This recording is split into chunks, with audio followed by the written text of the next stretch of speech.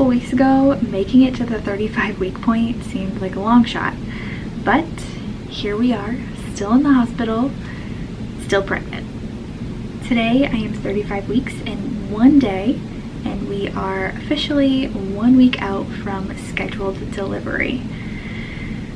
It has been a long haul being here in the hospital, but I am very grateful to be in the safest place that I can be for me and baby, and we are just eagerly counting down the days, hoping that she can make it to the scheduled delivery day. But any extra day we can get at this point is great, and whether she's born tonight or next week, we are in a much better spot now than we were even a week ago. Since my last update, not much has changed, which is totally fine. The last week has been relatively uneventful, and yes, I am bored out of my mind in the hospital, and yes, I am missing my son so much, but I'm trying to make the most of it. We did so much back and forth between whether we should go home or whether we should stay here, and really not until probably Monday this week we were finally like, okay, let's just stay put.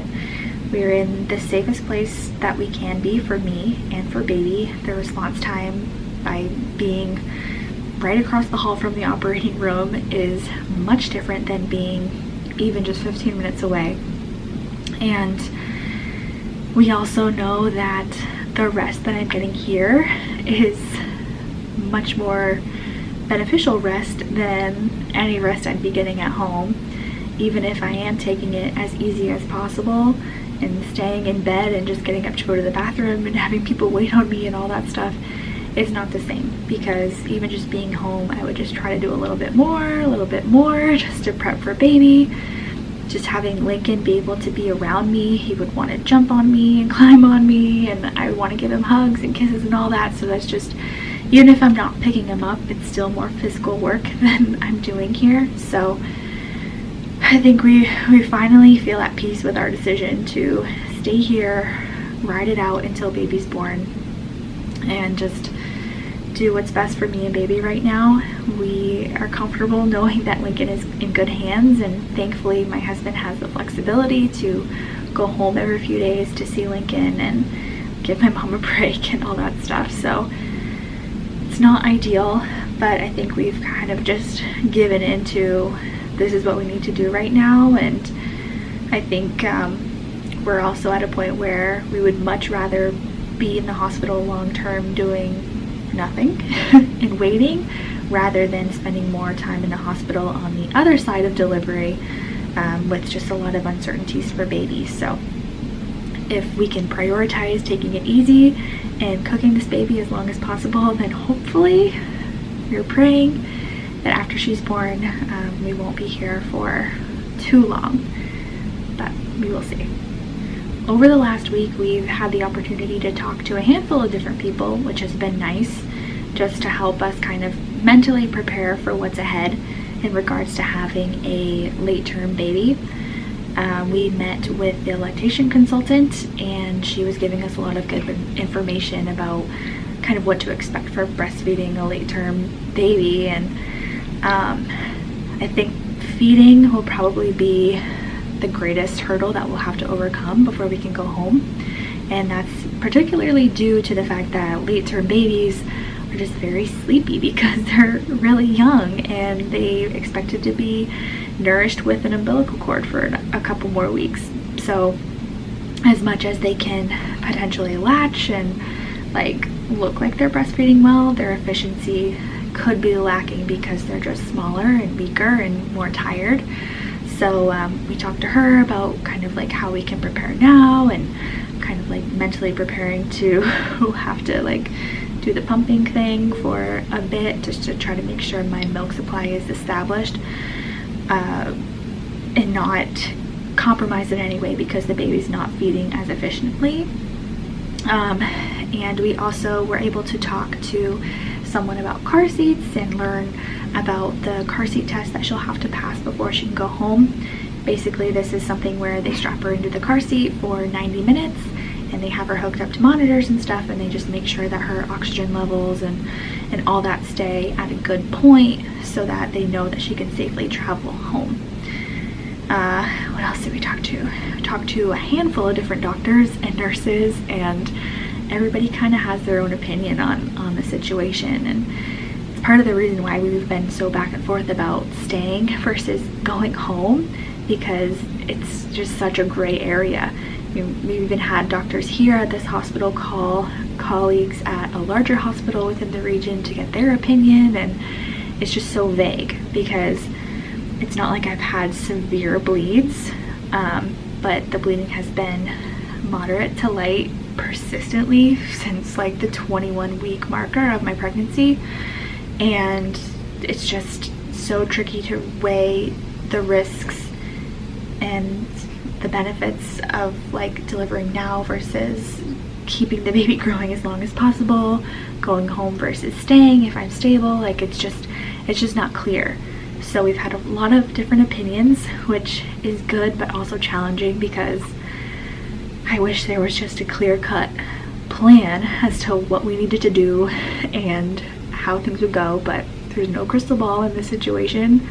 There's no crystal ball when it comes to like maternity, baby, any of that in general, but this is just extra complicated. So but it's been nice to get the take of other people, and we've had some doctors that are more like definitely stay, others that are like, oh, you could probably go home, you're only like 15 minutes away, you could get here fast enough. But like I said, I think we're feeling comfortable in our decision to stay here, and just trying to make the most of it.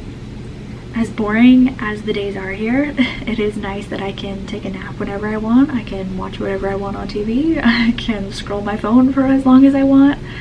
I'm trying to do somewhat productive things on the computer here and there, but there's only so much you can do when you're trapped in a room for, at this point, I've been here for 13 days. Tomorrow it'll be 2 weeks in a single room. Well, and there's a bathroom, so that's my greatest journey of the day, is to get up to go to the bathroom. What a life I'm living right now.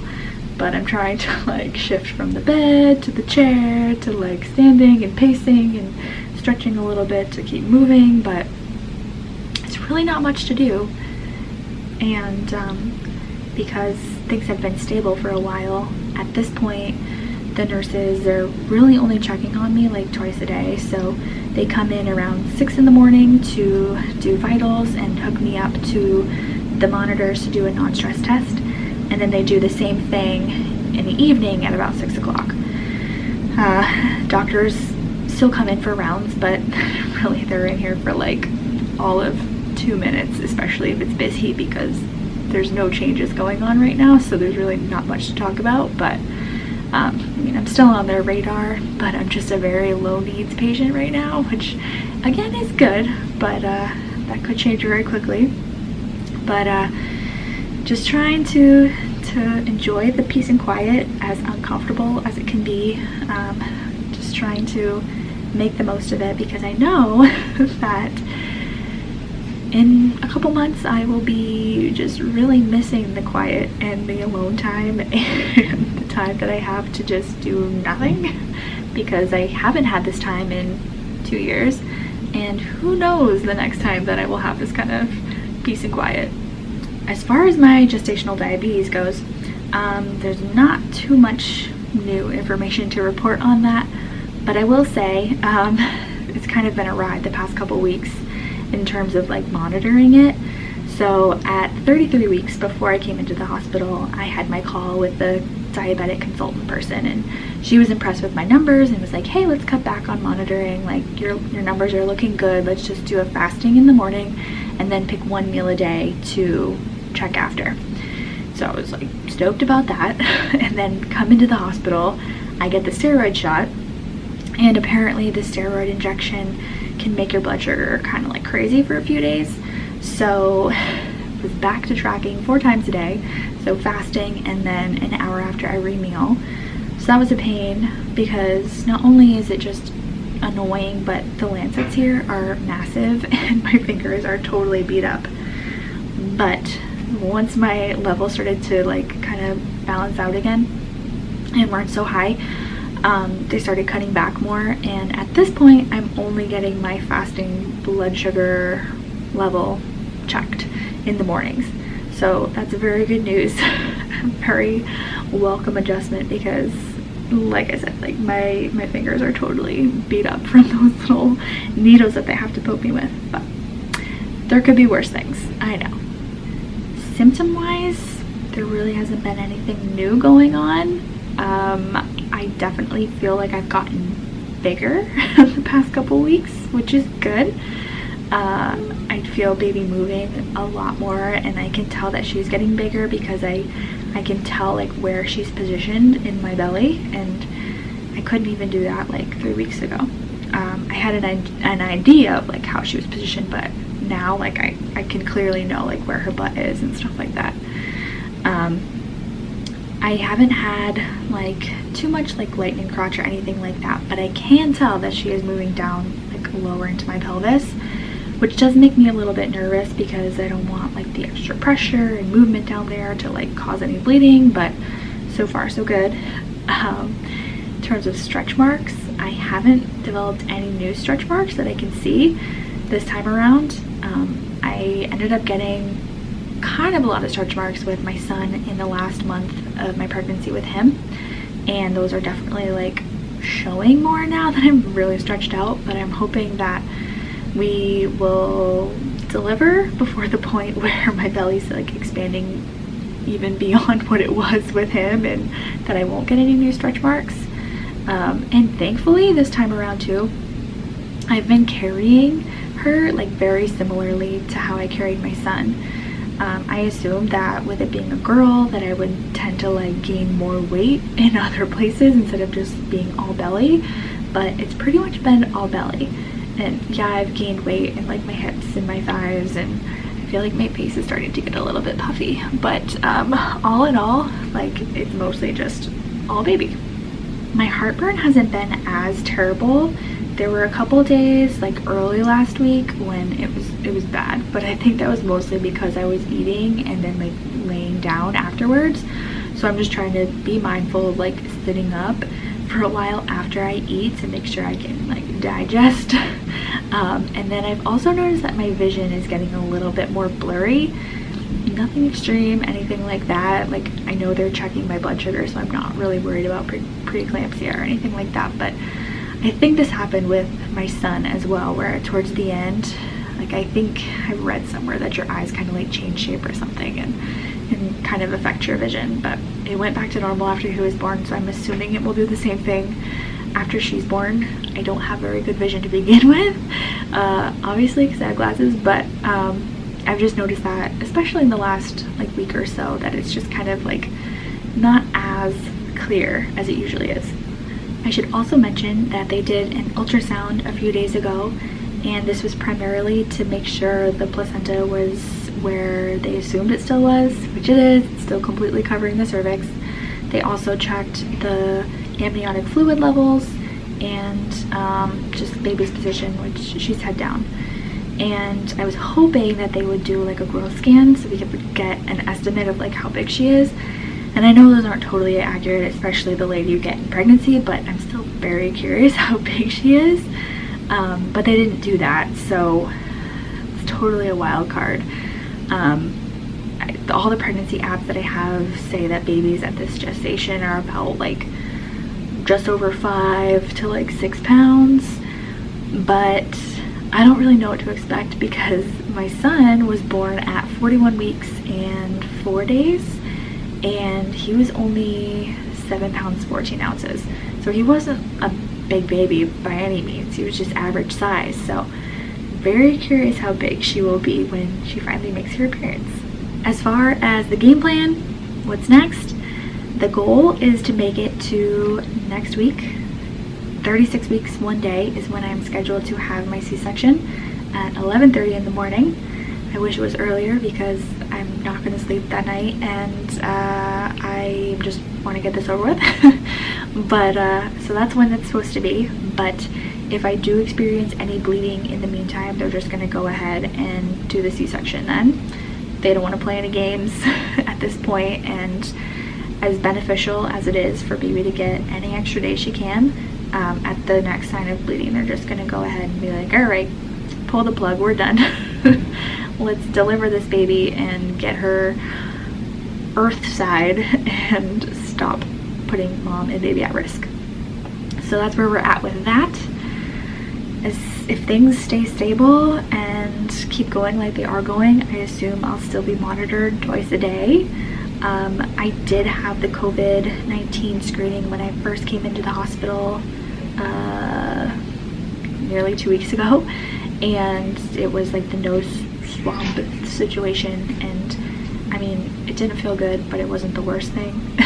It made my eyes water for sure, but I'm gonna deliver a baby. I've pushed out a baby. I'm about to have like major surgery to have another baby. I think I can tough it out for a nose swab, but I think I'll have to do that again. Probably towards the beginning of next week. I'm not totally sure. And other than that, I think just making sure that I'm keeping my blood sugar in check. As much as I'm happy that they're not monitoring me as closely, I want to be very cautious about what I'm eating and all that, because I know for late preterm babies, they do have to monitor their blood glucose pretty closely for the first few days to make sure they're doing okay with that. So I don't want to put any additional stress on the baby and make anything after delivery more complicated than it needs to be by going ham now. So I am going to just try my best to keep my diet in check and all that, but also try not to go completely stir crazy in this room. My husband went home last night and he'll be coming back again today, and we will continue to pass the time watching reruns of Friends, and we've been watching Younger on Hulu, and trying to enjoy each other's company as much as we can too. We really haven't had this type of like one-on-one time since before our son was born, so again, just trying to find the little blessings in this situation. I think that's all I have for this update. Next update, hopefully baby will be here, she will be healthy, she will be thriving, and hopefully we will be able to go home as soon as possible. Thank you for watching. See you in the next one. Bye.